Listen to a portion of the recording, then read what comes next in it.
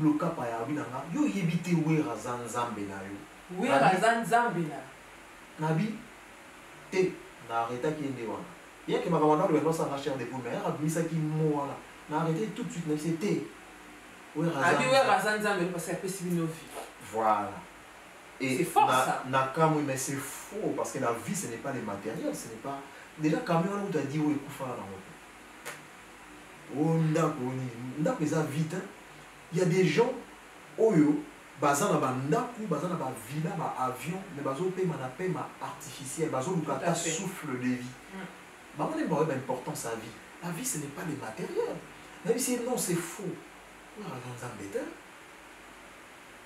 donc yo makambo yo zoloba ozoyi ba mabi yo oye balelo.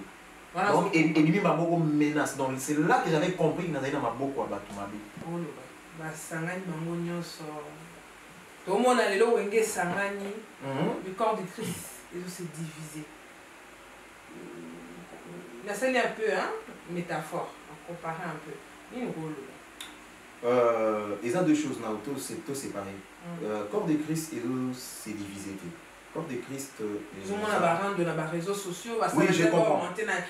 Parce que séparation, on a chrétien, on a pasteur, chrétien, on a pasteur, mais on a pagano, ou on sali, belé, bazaki na masé.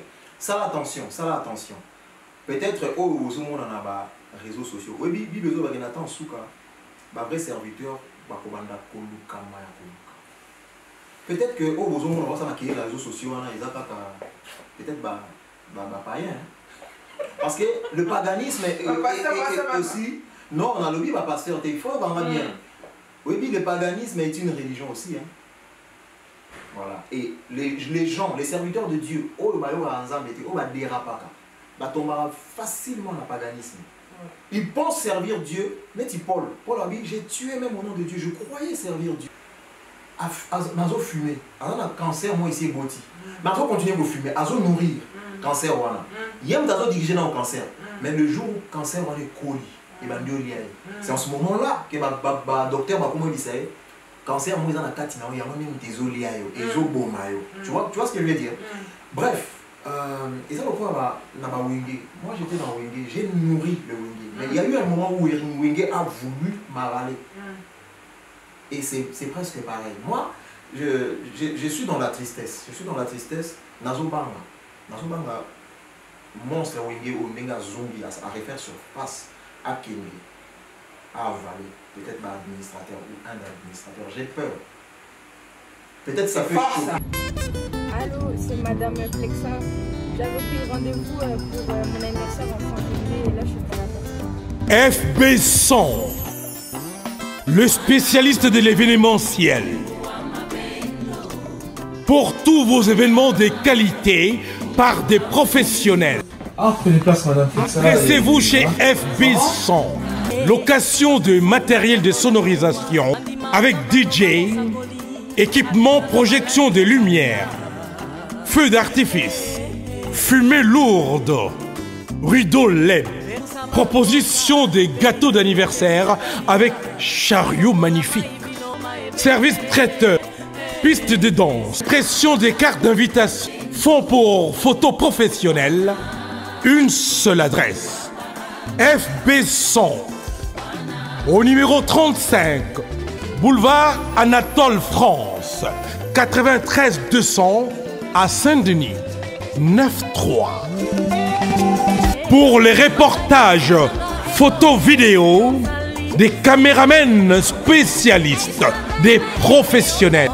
FB100. Sans fil, ça fait très longtemps, vous ne m'avez pas vu, mais par la grâce de Dieu, je suis bien là, en forme. Et j'ai dit merci au Seigneur. Bienvenue dans votre mission, bienvenue chez la Grande Dame. Aujourd'hui, par la grâce de Dieu, j'ai un réel plaisir de recevoir un homme de Dieu. Je pense que vous connaissez ce visage. Il est tellement discret, il s'est fait rare. Mais aujourd'hui, par la grâce de Dieu, il a dit, oui, grande dame, je vais venir sur ton plateau, je vais proclamer Jésus-Christ qu'il est Seigneur, je vais annoncer la bonne nouvelle. Mais avant cela, il va se présenter, il va nous relater un peu son parcours, comment il a rencontré Christ et qu'est-ce qu'il pense de tout ce qui est en train de se passer actuellement dans le monde et dans le corps du Christ. Dans cette émission, nous serons un peu bilingues. On va parler plus en lingala parce que yé abi azamu yesu. Donc fata tola yesu na munokala biso o etangami lingala. Donc je vais me retourner tout de suite. Il est juste à ma droite. Je vais le saluer et vous allez découvrir ce visage. Je pense que vous connaissez ce visage. Un artiste, mais dans le Seigneur. Il fut, mais aujourd'hui il est dans le Seigneur. Mbote papa. Mbote, la grande dame. Dans un essai mingia. Ben ngapé et c'est nous à partager. Donc bon, ça qui va moment oyo il nous mérite tellement. Mais lelo nous va permettre na yamba na plateau nanga. Na yamba na studio à ciel ouvert et de lobby matondo ipankolo. Gloire à Dieu, amen, amen. Vraiment ça marche beaucoup. Natiko s'est présenté na bande ko ba na biso. Na ebi ke ba ebi j'ai longi oyo. Mais natiki yo moko o s'est présenté. Kombo na ngai Kapaya, flamme pour na ba proche, bandeko yo bainga kala tango na mokili et puis lelo naza na kati ya nkolo nazali ndeko na bino oyo abotama na Congo nakoli na Congo nasali parcours na ngai ya musique na kati ya Kinshasa naza ndeko nabotama na ba Congo nabotama na ba Congo mais nakoli na Kinshasa nasali parcours na ngai musical na Kinshasa et lelo nazovanda na France na famille. Merci beaucoup Olobi bayebi na kombo ya Flamme Kapaya ba mingi bayebi ozalaki na mokili mais lelo oza kati na Monzambe. Si dans un Flamme Kapaya na kati ya Monzambe.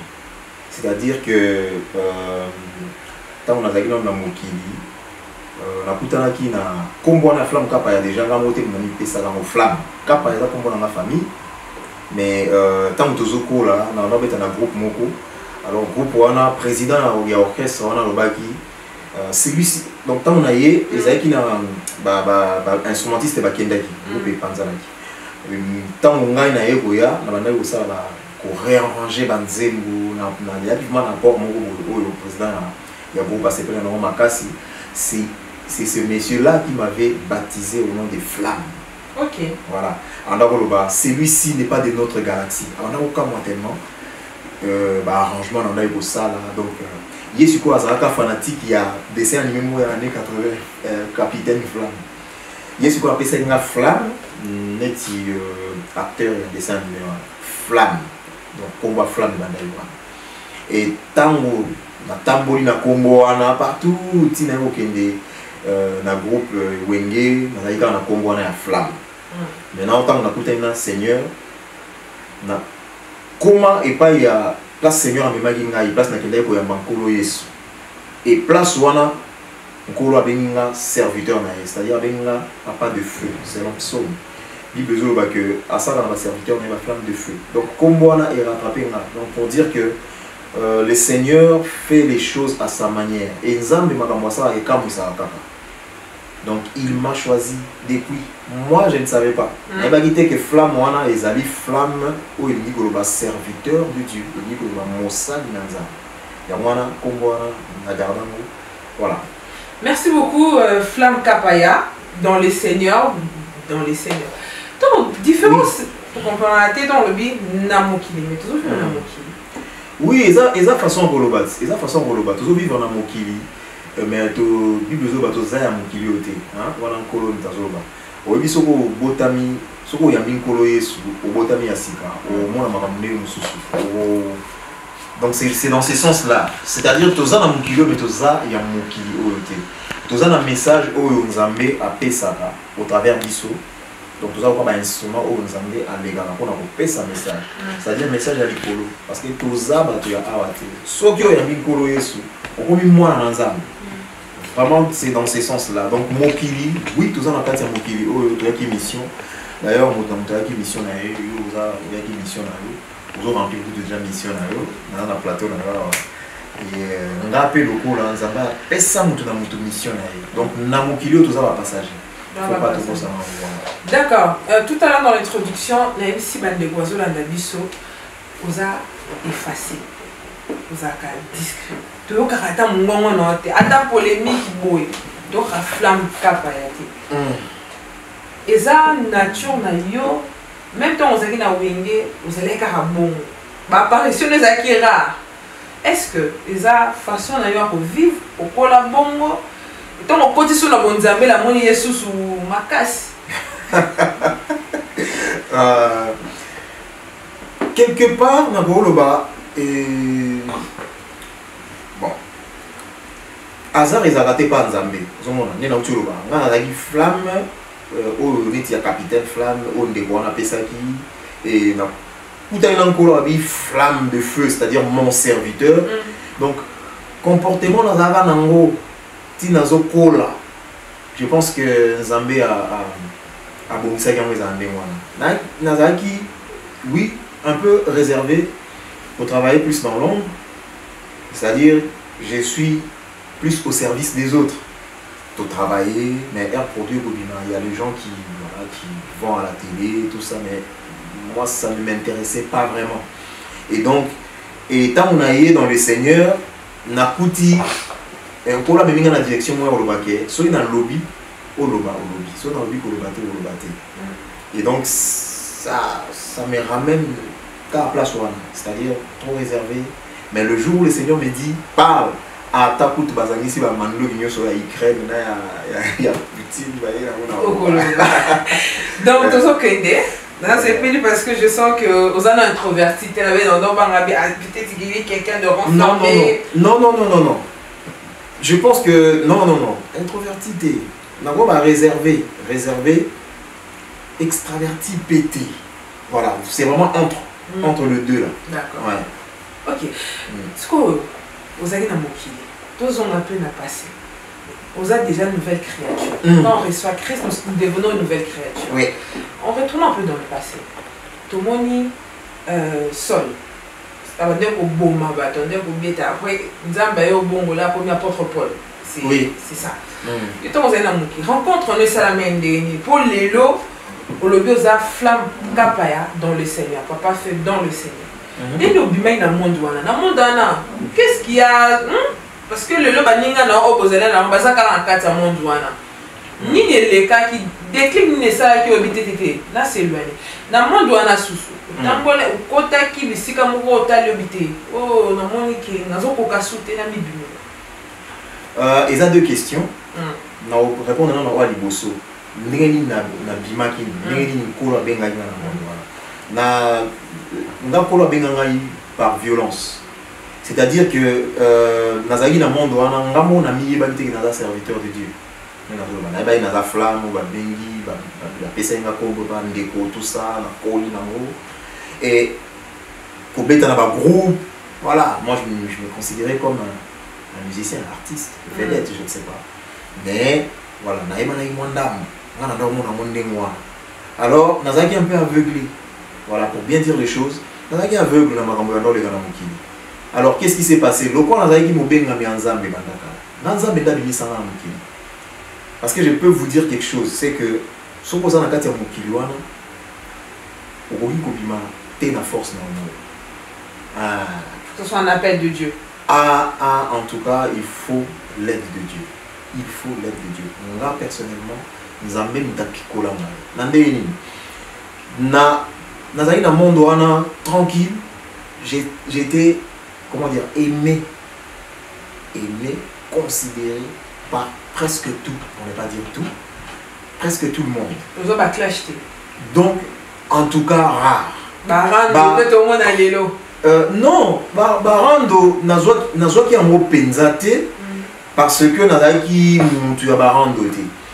Ce qui, bien sûr, les aïna qui sont approchés, parce qu'à Kanisineti, les musiciens qui sont approchés, bandi perand de mamoni et là il tire les qui donc na zaina munta barando te so munta ina rando na ozong sati voilà na se retrouva pe na ba monde wana te barando donc dans le baquet Seigneur munta bimisa ngai na zaki aveugle na zo beta musique à mokili mon Kilbanor, meilleur soliste. Oui, ma gloire, il y a un aveugle vraiment. Meilleur soliste. Encore sur la pas comment foutre beau soliste à Bogart. Génie. Tout ça, il va dans tout. Succès. Et aveugle. Dans il y a des places NASA.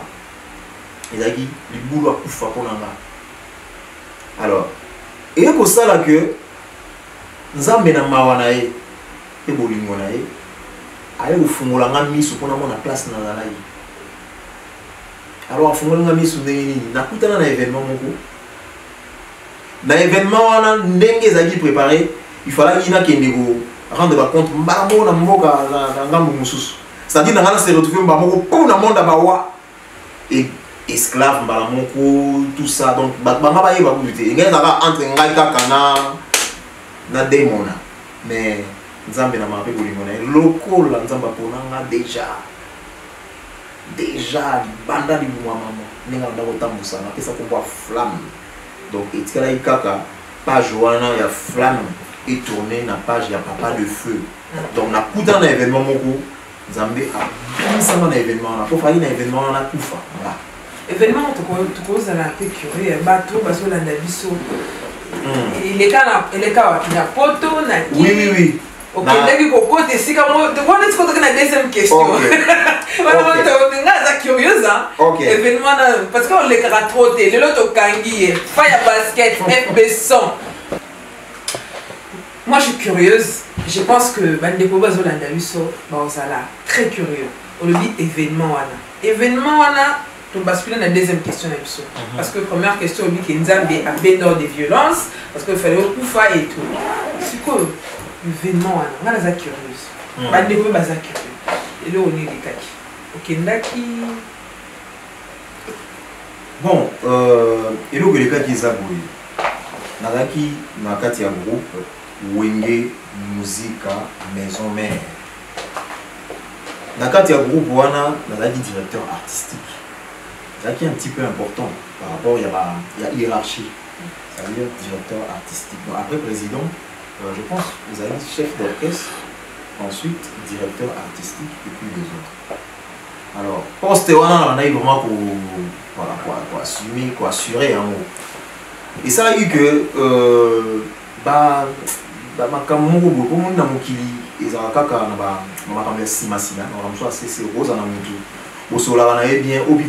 il y a la personne qui t'est bénie de sa bouche, mais dans son cœur il t'est maudit. C'est l'abondance du cœur que la bouche parle. Voilà. Donc, ils ont mais comme dans la cause au milieu de la ça va rendre vraiment attention que ça la recherche à tout qui sérieux on a évité ce qu'on vraiment même dans l'image moi la kala la rendre tout ça au kati quelqu'un on se mettre dans la kati même quand il y avait des problèmes entre collègues à l'époque toujours dans la kati. Alors il est arrivé que Bamakambo Bouessama na orchestre. Bamakambo et Botaki rancune et Botaki idée moko ya malamu penzate. Alors ngai sikoyo et l'eau salamaki pour nanga eza que plan moko et salamaki par rapport à Bamakambo et salamaki wana la groupe. Nga siko fallait pas punir ngai. Donc manière wa ko punir ngai il a dit que il fallait que na leka. Donc nga fa na leka comme sacrifice ya groupe. Oh. Alors pour les Kango ils ont dit donc il y a un voyage tout ça va à Londres. Ma putain là ndeko moko approcher ngai. Ndeko wana tant approcher ngai na voyage on allait à 2 semaines. Abinanga témoigner avec les gens ça mais nazo meka koleka na ça na la grande ligne. Ndeko wana tant approcher ngai azali na mission menga na ébalité. Jour on a tout nié mais yo approcher ça fait quand même un bout de temps. Là il comme on dit ça yo comme on a dit comme ça moi la mobali azaka na Londres même ti lelo na bondi la na za ko ndima ngezamba o bombo mutima na vraiment la bondima ndeko on a tout yo comme on a dit nga comme on a kapaya oh comment ça kapaya pe kapaya ya bina nga comme on a kapaya abi kapaya ni on sait que tout ça va comme abina ngate Tout ça va prendre mais ça moins différent. Maintenant, quand il me parlait, il y a un bananga, il y a un mis. Au moins, il y a un capa, mais il y a un capa vocal. C'est quoi il vocal, on a une énergie. Il y a un capa vocal. Oui, il y a un vocal. Si vous avez un vocal, on a un vocal. Mais il y a une sensation bizarre. Si vous avez un vocal, non, le ça il a acheté le coup non, mais on a eu le batté. Ils ont eu ça tina nango parce que ils ont trouvé que comme vous avez bon, on a expliqué. On y voka, voka ngolo ba. On y so qui, on y so ba sukoler lamba. Hein, ba sukoler lamba. Si ko ba passer en ba kamoli. Ba kamoli lamba. Si ko ba ni ba passer en su ya suka donc ba voki en su na kati ya mai. Ah, moi expliquer dans quoi ça Naoka, elle va expliquer en moi, Naoka nous autres Mali. Mais, nous avons un monde, sérieux. Mais le coup là, nous avons dit, par contre, il y a la musique à l'époque. Et c'est une chair de poule dans le monde, on a dit, yo, comme on voca, aux yeux là-bas, tu voca, tu continues dans le bassin, mais là, comme on a des capaya de l'univers, l'univers est ensemble à la planète. Donc la cantine est là où on a évité. Mais là, on a répondu à la longue mais ça m'a cher de tout. En fait, hier, avant déjà pour expliquer, en fait, avant déjà pour Tchanga, il a bien mission à Zaïna. Et ça dit que jour Moko, avant le retour d'action à Kinshasa, plein d'avant ils ont dit que avant concert à au revoir, il faut pas ça la pratique. On a eu un féticheur, on a dit à Londres. Ok. Ouais, c'était un féticheur. Baza batu oyo ba bon on bato ça dans ça ma pratique occulte. Ba missionnaire. Ba on ba ça à route. Ba benga pena bato intel bato na yé ba pesi ba mbongo ba ça mission. Yesu ko ndeko wana kombo na ye ni bloka pa. Alaka na Londres.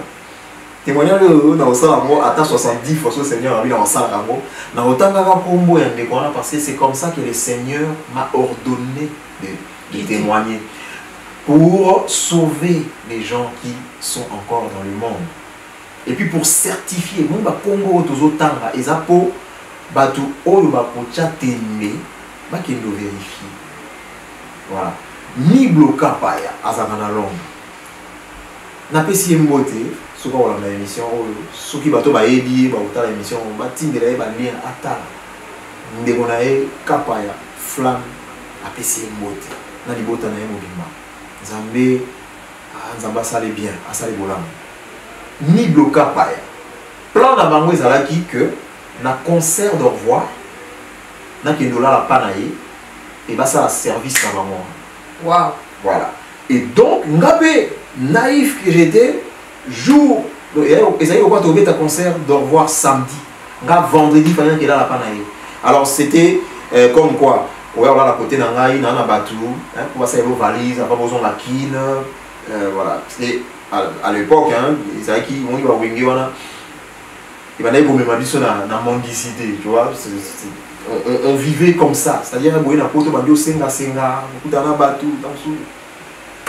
il faut somber là, bah biloko, yo mo za na mbongo te mais faut pas somber là yo, bah ça yo ba valise. Donc discours on a les qui en moi. Na za na batu ba opesa yo, ba chaussures, ba basket, tout ça yo valise. Mais faina que nous là la panne. Vendredi on a la qui, et puis tout ce que dit vraiment vendredi. Na zo ba pour na batu ba me ka comprendre. Vendredi, concert ça samedi, nuit à vendredi, OK, aye kozwanga, OK, et pas naïe. Pour na que nous là la panne. Et puis samedi, à Rotika, on a eu la air en balance, tout, et puis voilà. Et donc on a bouté on a des places. Ma femme Bandagi, Bango va préparer du plan là Bango. Bango, tant aux autres Bango, des Kouana Kapaya. Oui.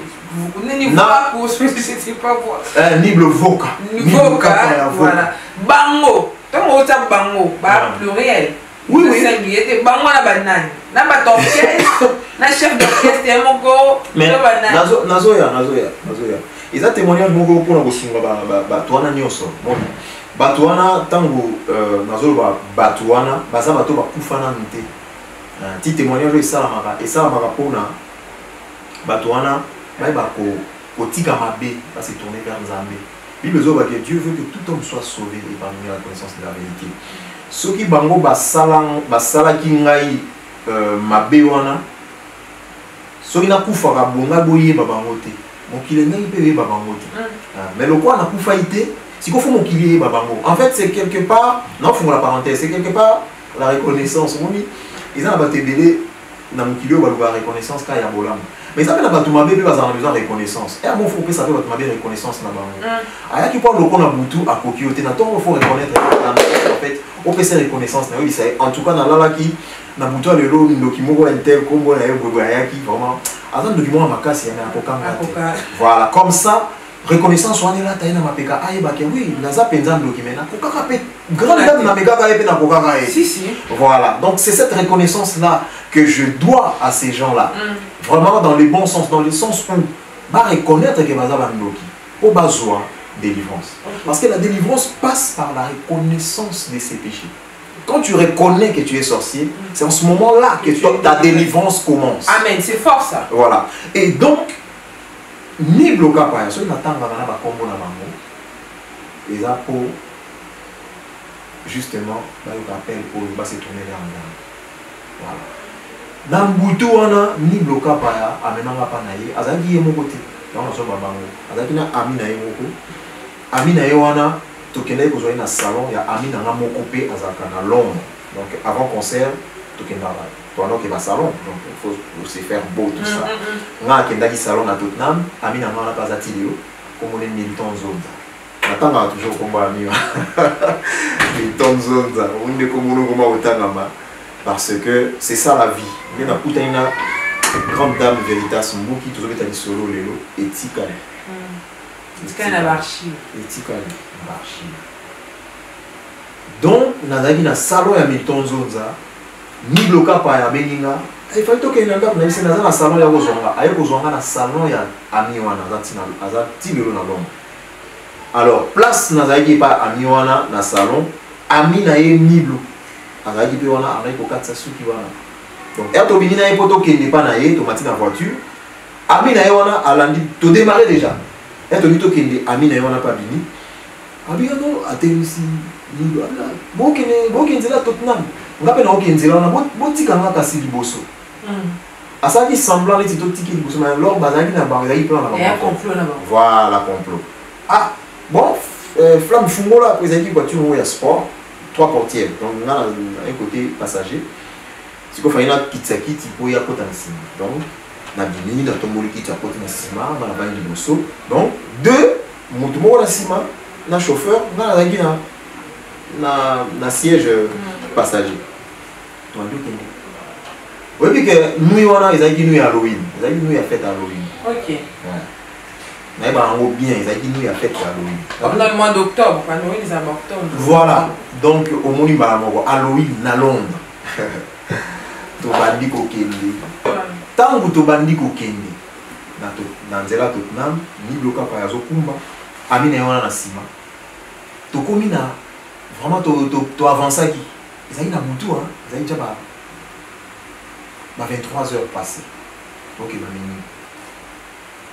Tu as commis quelque part dans l'autoroute, ni bloqué par le temps d'aller au combat. Ah, mais il n'y a rien. Il y a un dialogue. Ah, le lot, oui, il y a un salon trop. Le lot. Si vous avez un lot, tellement on a répété en trop yo alors on va comme sous terre sur le bac mais alors le banana na doit battre un moment ce que étiquette là m'a dit oh mais na ka ça va monologuer on dit mais niblo on le bac yo moko m'a dit oh yo kasi na so banga moko na so le bande na yo na dit oh o banga ndeni oh yo oye balelo zela once que toi on autoroute voilà 23 heures passées minuit ya obi na bongo ah na bangi voilà na bangi na bisi mais ozolo ba bon point ya bika mais bino bino na Kinshasa neti yo na Kinshasa wana aux na camion il y a 10 roues et ça va transport et dans baba Congo ils ont baki ba Kinshasa bozana soki ozana ndako vivra bien mais bolingo lo ba trop abi oh mais qu'est-ce qu'il y a à voir avec eux oh mais oui bolingo lo ba trop bolingo ba trop contre Wera tu vois c'est là que combat Wera bima na mnobani bloka pa bolingo ba trop na combat Wera alors qu'il a fait sa vie oui mais on doit passer vie à Zanzambe na Wera Zanzambe na 4e maman c'était bon, les propos, ça n'engage que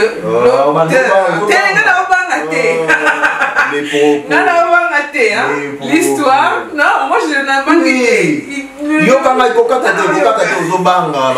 quitté. Ma flèche, pas problème. FB100, pas problème. Avec ma flèche, tu lis ma flèche. Et ça va flèche. Les solos nous avons des indirect. Quand on attend un combat, on est raté. D'accord? Ils ont engagé autant. Et engagé voilà. Et donc, ils ont les solos pas raté. Bref, au monde de l'auto, c'est comme on a vivant, on a dit qu'on s'est si, je comprends. Voilà, parce qu'aujourd'hui, peut-être il y a des aigris, il y a des fanatiques, il y a des gens comme ça qui commencent à insulter, ils ont besoin de comprendre, ils ont besoin de battre. Mais moi qui ai vécu l'événement, ils n'ont même pas besoin d'envoyer, mais par fanatisme, tant que soit pour nos filles, c'est ça qu'on voit. Alors que, voilà, la vie c'est ma vie à moi. Mon gars, alors, j'ai le droit de raconter ou pas. Je pense que ceux qui ont un Moutoumoko, par exemple, à violer Moutou, et que Bakandi, il faut même pas pour exposer Moutouna, pour arrêter l'hémorragie. Voilà, ceux qui vont dénoncer, mal et qu'on continue. Bref, et ça parenthèse na fungo là qui ni bloqué par Yabinanga, yo yebite Wera Zanzambe na yo. Wera Zanzambe na. Nabi te na arrêta qui est wana. Il y a que ma commandant le ça racher des pour mais abisa qui mo wana. Na arrêté tout de suite na c'était Wera Zanzambe parce que c'est une vie. Voilà. C'est fort ça. Nakamou, mais c'est faux parce que la vie ce n'est pas les matériels, ce n'est pas. Déjà, camion où tu as dit où est Koufa dans le vite. Il y a des gens, Oyo, bazan na bandaku, bazan na ba villa, ba avion, mais bazo paye ma paiement artificiel, bazo lukata souffle de vie. Bah on est pas important sa vie. La vie ce n'est pas les matériels. La vie c'est non, c'est faux.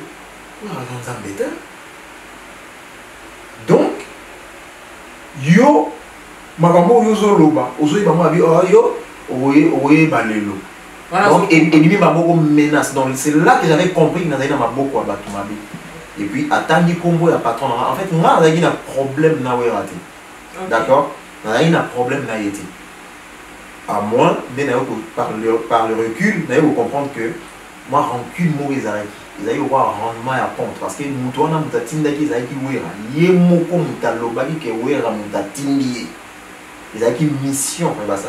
Pourquoi il s'est dévoilé? Il s'est dévoilé parce qu'il y a une mission na bango pour rater te nazali déjà na maboko na bango. Tu t'es déjà sacrifié. Nazalaki déjà dans na maboko na bango na kati ya voiture wana tona okende place où fallait sacrifier ça lama.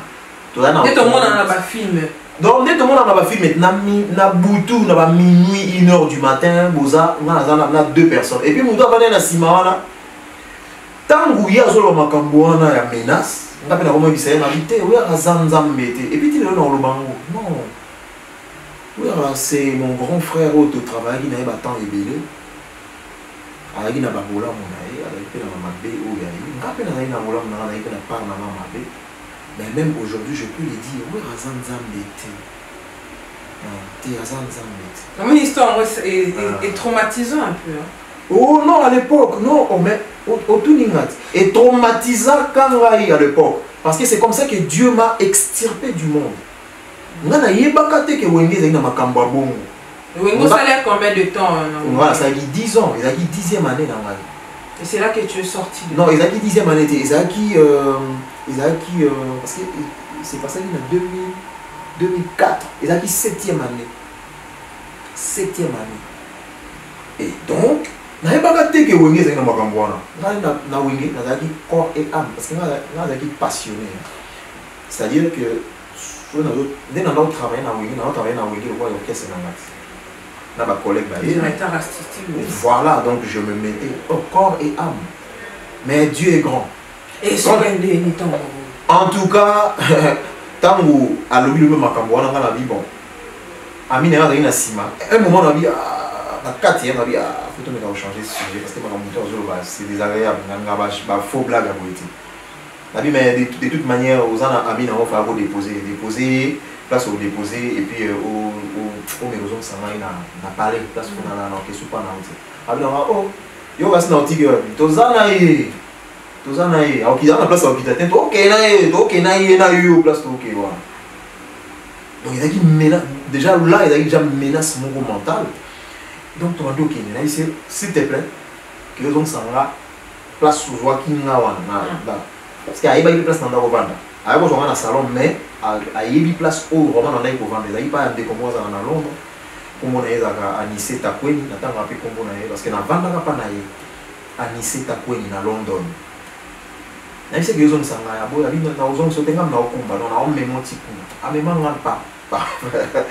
ils des forces. Tout tu te commis, pas naïe, tout qui en fait, bref, ma menace à ma bé. Tomati escalier pour te côté pas naïe, on a naïe.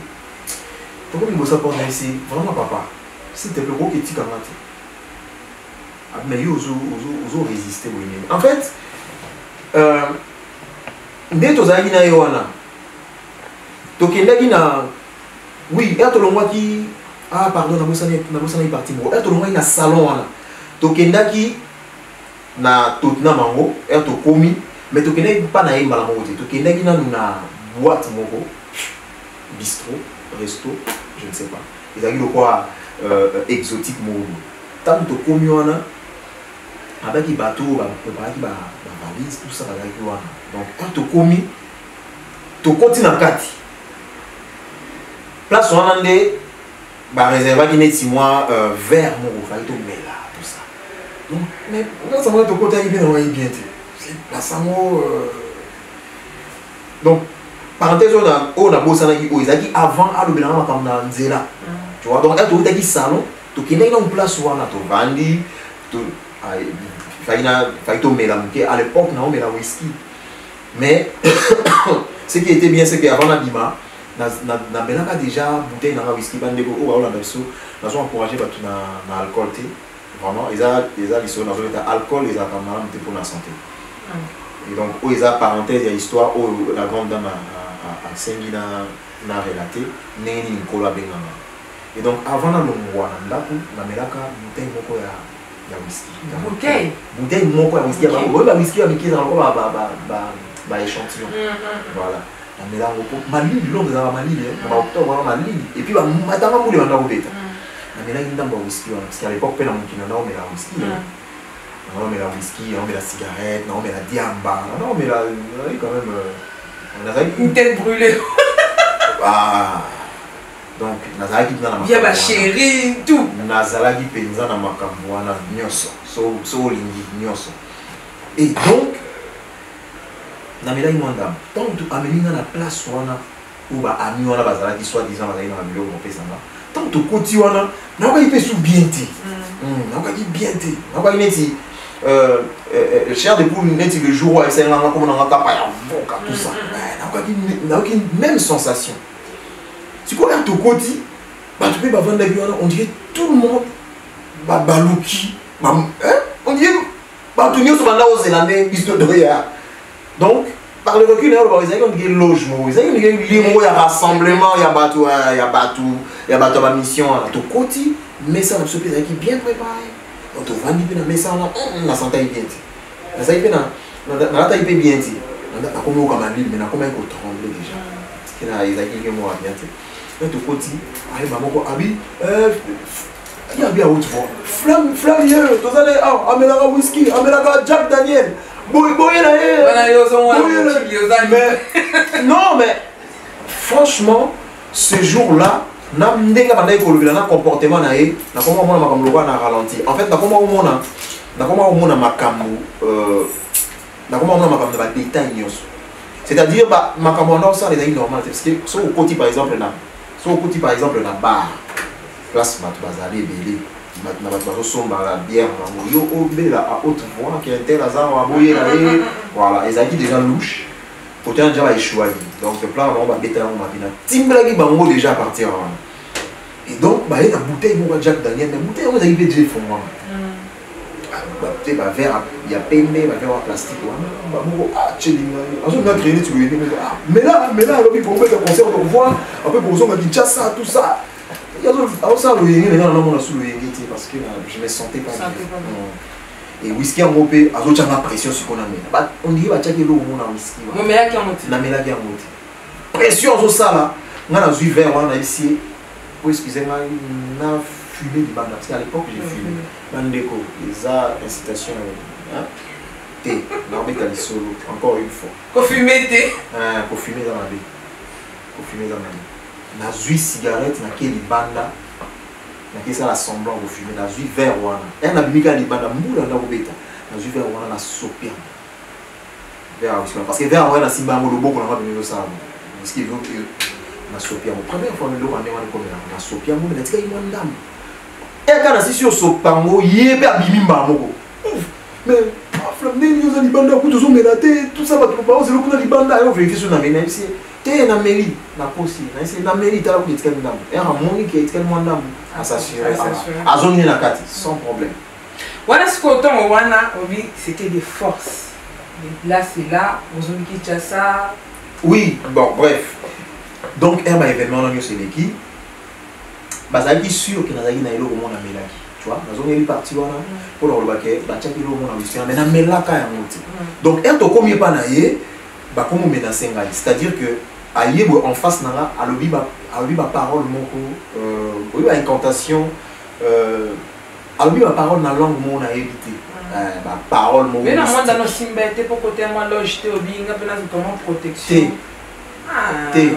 ah au côté na doute ba te na tumika te na côté doute yoka utuna parce que dans fréquenter ba on a milieu occulte milieu kindo que obi que wera ba onyo so na ni yipo za yipo Té. Pourquoi t'es été? Vous avez tellement d'ititité. Té.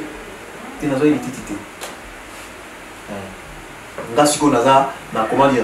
Naza mutu o naza nango ndengwa. Ero kwa obi za batu musuba za wa alo wa kisi. Donc ngaso natikala na mungina ngaza nganga. Peut-être ngam na ndo pesa batu ba kisi. Tu vois ce que je veux dire? Ça veut ouais. Parce que au biso qui nous embâtit dans mon cas na yo oui ça il a monté un diable a besoin moi ça il a mon ndenge na sens voilà donc c'est à dire que naza na 4 c'est à dire mama kamanga ndako ça ba collègue musu ba kansanet na kisi mais ngamoko de moi même je sais que je n'avais rien voilà et donc batouana a lobela makambo en face batouana nini il faut ça sacrifice au leka va prévoir qui oui va prévoir qui donc basalanga ba numéro moko témoigner dans la salango où ils a sous voilà comment dire celui 5e fois ou 3e fois mais eux j'ai ça en 2022 pas FD basket et pas grande dame après on a une rencontre avec le Christ au Zongi Congo on a après les événements là au Zongi Congo pour rencontrer le Seigneur après événement wana non pas événement na événement wana makambo esalami makambo anda koloba l'incantation makambo anda kolobela nga wana ezali makambo faki et fat ninga loba itam so faina koya voilà ou bien mais nanda koya mais anda obeta nga quand même donc soka lobi ne wana beti nga na kimi mbango maintenant place bando ça makambo ezali quoi na totna mais na place mo ba prendre na hauteur et ba place na ndako kima so na komi côté wa mabende wana o protéger ka ba gris wana o protéger ka ba nini pour muta ko ya te so na komi wana esprit na nga ezoni voilà donc na ki muto fa na se suicider donc ba pratique ba sala ki wana et envoûté nga OK voilà donc soit fallait qui na kufa suicider ou sinon fallait na bela biboma D'accord. Voilà. Donc, ma cambo, on a prononcé et ça n'a neti folie. Donc, tout n'a pas sous bien. Donc, spirituellement, on a envoûté.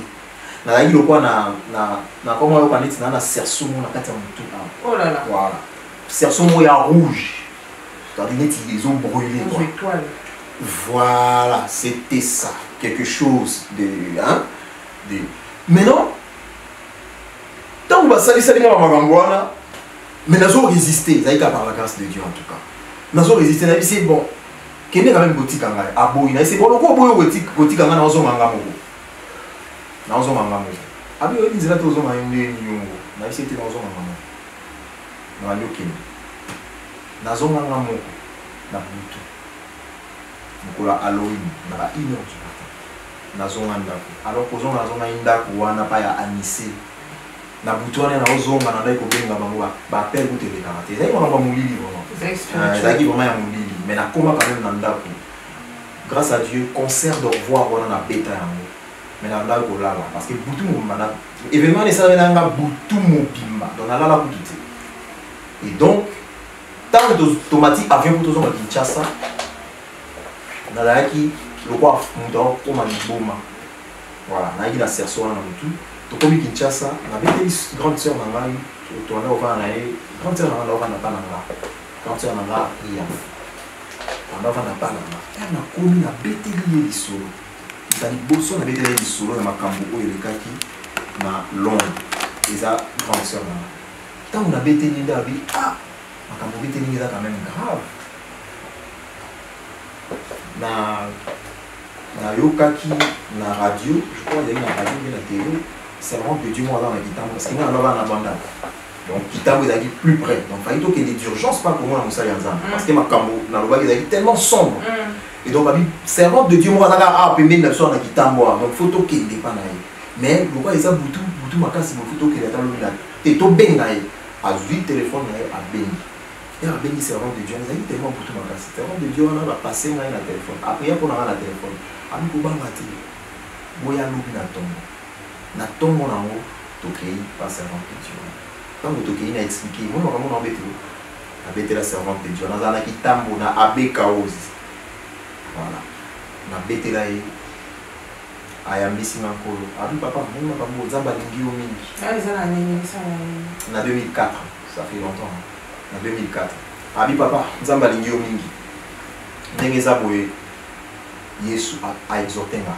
Atalisinga puissance, combo la puissance. Hein? Puissance, c'est dans la carte combo à Yesu. Après, ce qu'on dit, qu'on a Yesu, on a vu na vie, oui. Parce que na Yesu n'a pas été. Dans l'état, na Yesu n'a pas. N'a pas réfléchir, n'a pas comme fou en fait. N'a pas voilà, n'a qui vraiment envoûté. Et ce jour-là, servant de Dieu, on a tient beaucoup dans le tout. On dit ministère, il y a femme, il y a des gens qui parlent du ministère de la femme. Par exemple, on a pas dans la polémique, parce que tu as dans la carte corps de Christ. On a place, on a dit, pardon, ça peut tout dire pour les serviteurs, les serviteurs, les servantes de Dieu. La Bible dit que nous ne connaissons qu'en partie. Et alors quand Dieu nous parle au travers de ces témoignages, prenez aussi le temps de questionner encore Dieu. N'ayez pas des réponses à toutes les questions. Il n'y a que Dieu qui a les réponses à toutes les questions. Bref, on doit attendre le beau moi aussi. Après, au nom de Jésus, ce jour-là, on a expérimenté la puissance dans la combat. Il y a Jésus. On a aucun moto et pénétrant la bande dans le tout, si on a plante à pied. Après, moto, on a aucun pio. Paix du cœur beaucoup profond. Ce jour-là. Donc en 2004, la rencontre avec Jésus. C'est comme ça que j'ai rencontré le Seigneur. Ce qu'on a ngambou, on attend mon cri, va bon délipo na yo. Ce qu'on peut qui témoignage. Les kendeni pour la partie, il y a Wengi musique chez Yangi pour un son qui n'a pas sous on a mis noté. Ngai servante de Dieu on a bondé la pour ngai na isakai ngapo na ngiza ina tika Wengi mbango. Mais ça va y avoir sous pour prendre la tête. Habiter. Ça va y avoir pour l'autre. Ça va y avoir ça moi ça la carte na. Les gens ça là ou ça na ozo ça pour l'instant. Au katati. Kendaka mais kobanga te. Abinanga oyebi na oyebi solo moko. Moi la Bible. Ils ont la parole moko et komama pour les parole nyonso. Et se répéta pour les parole nyonso. Parole en haut, ils ont ne craint rien. Sur autant que la Bible, ne craint rien. Nzamba alobaka ne craint rien dans la salle. Ne craint rien. Donc ce qu'on comme moi dans Nzamba il faut et là il bosso faut le faire kobanga. Parce que au symbio c'est le plus fort de tous les temps. Amen. Voilà. Et donc parole on est en tout cas il va ne savoir qui. À partir de la parole on est dans Kenda sur il maintenant qu'il est dans autres trembler en fait. Et donc on a passé 3 ans à Wendy. Maintenant imagine. Il fallait pas naïbisa même ça quand camarade dans la boisaka vraiment intime qui proche na bête la guébeco il fallait quand même nature à témoin membre famille nanga oui mais le membre famille nanga soit mutu soit yeba kité vraiment na tchaki témoin mo wazaki ami nanga intime na bête la baïbe c'est deux personnes de confiance et puis na servante de Dieu et donc maintenant qui dit wingi ngwana bref la kendaka. C'est là que Naïbo Zoko papa de feu. Parce que c'est cette femme-là qui m'avait dit, le Seigneur t'appelle papa de feu. Psaume chapitre 104, verset 4, la Bible dit que Dieu fait des vents ses messagers et des flammes de feu ses serviteurs. Nous osons papa de feu. Et rejoindre Congo et à flamme. Servante de Dieu, mais flamme donc, voilà. C'est comme ça que j'ai gardé ce nom-là. Et puis, à l'époque, tout ça va disque Moro Boye. N'a qu'elle a publié Congo. N'a disque Namuki. Donc, ça va permettre qu'elle a publié Papa de Feu. Surnom au Mouki, les Pessama, surnom, ils ont Congo Nzamba Pessama. Congo Nzamba Moussali Nzamba. Donc, Nzamba Nori Sabata Moukili, que nous doit avoir un soliste. C'est mon serviteur. Gloire à Dieu, nous devons chuter un peu. Parce qu'en relation, on a Gamma Rasson, Bandeko Wendy. À mon accord, le barrelo, tu m'appelles les 30 juin à Bobeta concert. Les relations, nous en des tant qu'enfant de Dieu, il faut l'ingabamo. Oh, mais oui, on a dit Bango Mingi. Mais si tu n'as pas de Makambo, ils ont par bolingo. Ils ont par bolingo. Ils ont par bolingo. Oui, ils ont par bolingo. Si nous avons ça, le témoignage, et que nous avons que Bandeko, par exemple, à Londres, na bato batindaki ye dalobaki ke we ramona tindaki et ça chaîne maman ba koye ba ne ba solo là et ça bolingo ko il faut pas passer na délivrance c'est-à-dire que il faut pas renoncer na makambwana na ça peut-être mutali boso te ba sali makambwana oui on soit un indépendant za pasteur ou sinon bon mais ma sœur le salut est individuel oui ça ba tumususu et ça ba maman mususu et la Bible dit quand tu reçois Christ tu seras sauvé toi et ta famille. Peut-être frère Patrice, après ça, la qui a un gamme à bon aussi. Oui, mais ça, frère Patrice, dans ça, des âmes dans ça, au travers des frères Patrice. Ça, on peut dire ça. Mais frère Patrice, après ça, dans ma classe, soit une âme que nous connaissons au travers témoignage ou au travers prédication, il y a un tel, par exemple, il y a pasteur Marcelo, et vous avez au travers de l'éducation, il y a pasteur Marcelo. Et non, au travers, il y a grand frère Naïpon. Tu comprends? Donc, Nzambe, il y a moi éliminé à tracer à Makambo. Et ça, par. Nous avons témoigné, ni par haine, ni par vengeance. La vengeance appartient à Dieu. Nzambe a zotin d'abisoto témoigné. Oui, pourquoi nous avons témoigné? Parce que nous avons témoin à l'événement. Témoin nous sur l'événement, ils ont Saint-Esprit. La Bible dit que un témoin qui ment ne restera pas impuni. La putain en colo. La boue yaka jamais autant de la micro autant de comment ça de engana de la putain la tcha va combat.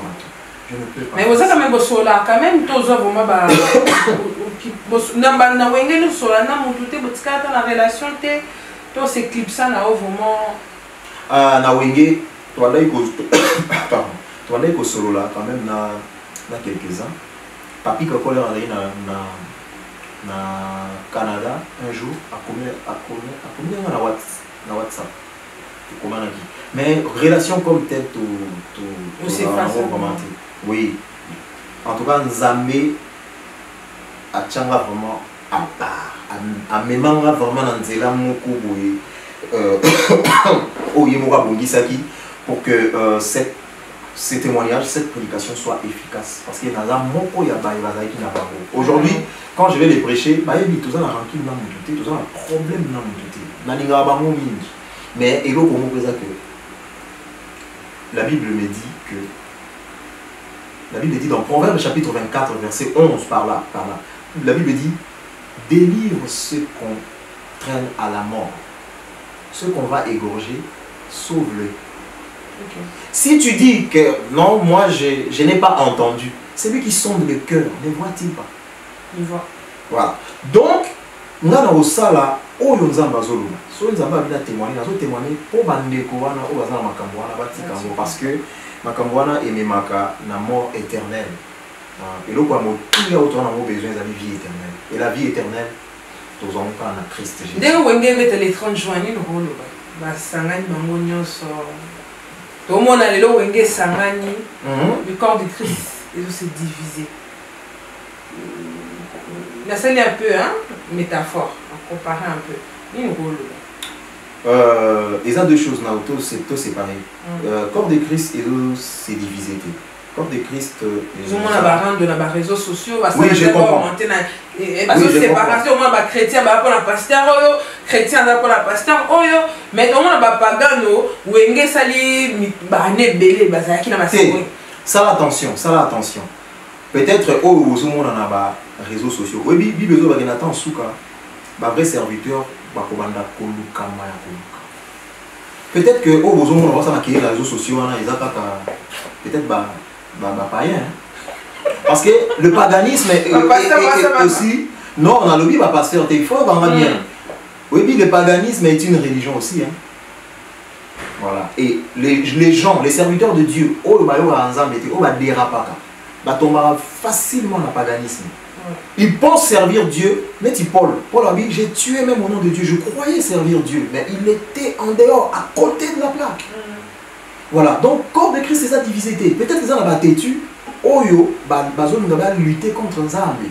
Ils se retrouver dans un scandale, et puis ils insistent, ils ne s'humilient pas. Peut-être il y a un Bible ils vont croire qu'ils servent Dieu, mais en réalité, Dieu les a déjà rejetés. Peut-être, je n'ai pas dit que tous, mais peut-être que Ebélé va se retrouver déjà dans le rang. Mais le corps de Christ n'est pas séparé. Quand on est fidèle, j'ai bâtirai mon église sur ce roc. Et les séjours des morts ne prévaudront pas sur elle. Ces jours de mort, ils attendent le corps de Christ. D'accord? Mais il y a des individus ou bien des frères qui sont là, qui sont peut-être tombés déjà dans le paganisme. Alors, Nanga Mwana Mususu. Nanga Mwana Mususu, c'est que, au moins, dans le vélo, peut-être il va choquer. Dans le vélo, il va choquer. Moutou, Anurisaka. Anurisaka, il faut y aller.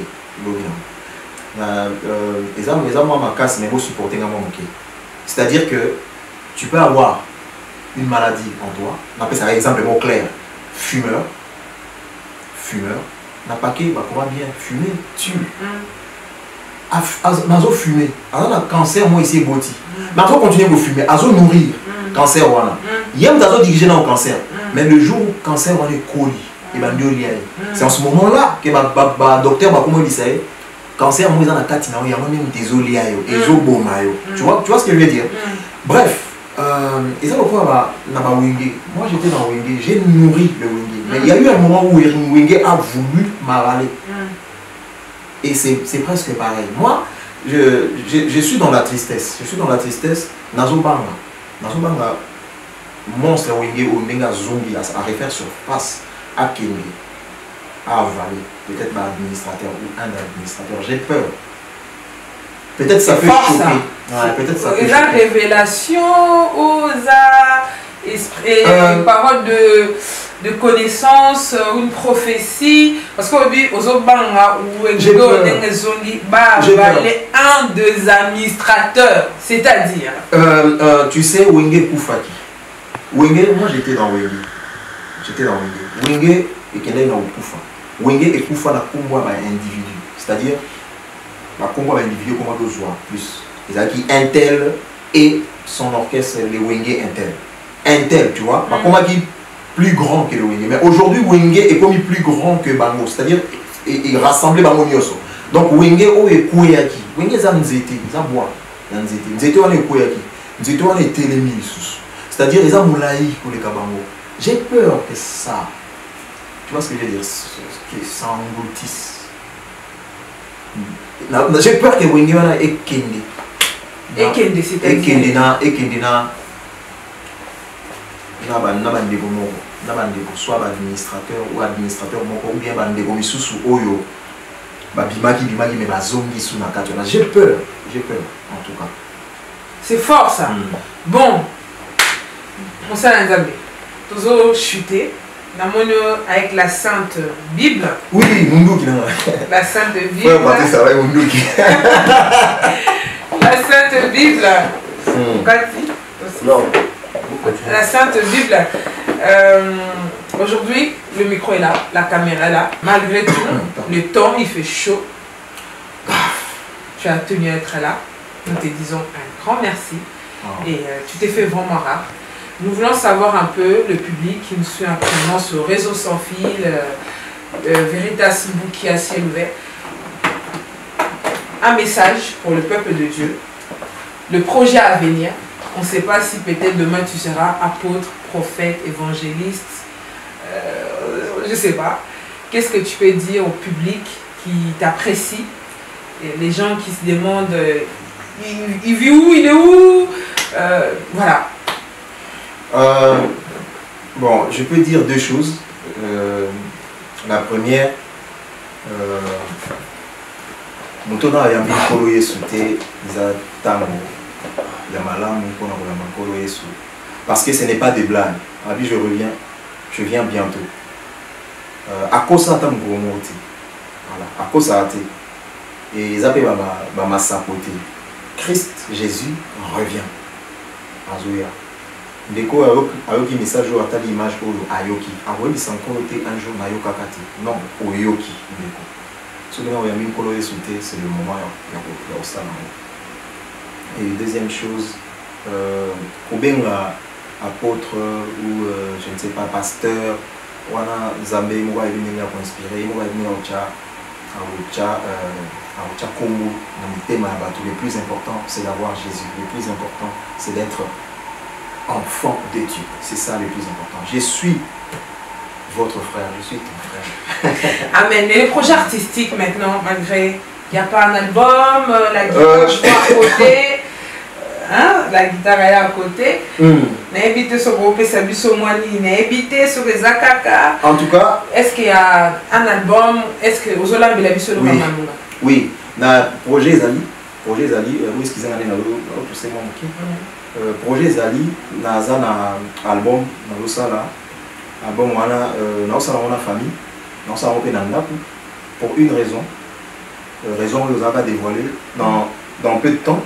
Et projet Zali Family Gospel, ils ont groupe Mongo auto-recruté, ma frère, chrétien musicien, vrai frère, au bazar vraiment la pose à de tout leur cœur, pas pour l'argent, mais pour le Seigneur, car le Seigneur vaut mieux que l'argent. En fait, Nzambe a l'équipe mbongo na motuya.